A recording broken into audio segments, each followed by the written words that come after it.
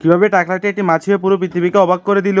আসলে আমেরিকাতে একটি বড় একটি গেম হচ্ছিল, সেখানে পৃথিবীর সকলে অংশগ্রহণ করে। সেখানে পৃথিবীর বড় বড় আর্টিস্টরা তাদের ট্যালেন্ট দেখাতে লাগে। তখনই সেই মঞ্চে টাকলাটি চলে আসে।